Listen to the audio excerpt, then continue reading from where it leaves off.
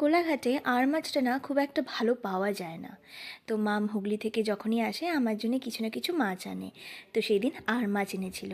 মাছটাকে সুন্দর করে ভেজে আমি পেঁয়াজ দিয়ে ভালো একটা ঝোল বানিয়েছিলাম। কি কারেন্ট চলে গেছে আমাদের এখানে, জানি না কেন, বাট কোনো রিজন ছাড়া, কোনো ইন্টিমেশন ছাড়া কারেন্ট চলে গেছে। কেকটা হলো আমি রাগি দিয়ে বানিয়েছি এবং বাটিতেই বানিয়েছি।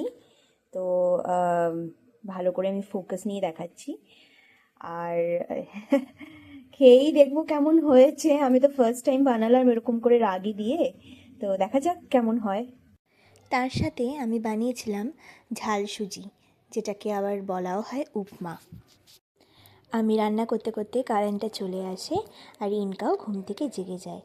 তো যেহেতু মাম আছে, তো মাম পাপা মিলেই ইনকাকে রেডি করে আমার কাছে নিয়ে আসে। ইনকার জন্যেও না আলাদা করে আমি কিছু ব্রেকফাস্ট বানাই না, আমরা যেটা খাই ইনকাকে আমরা সেটাই খাওয়াই।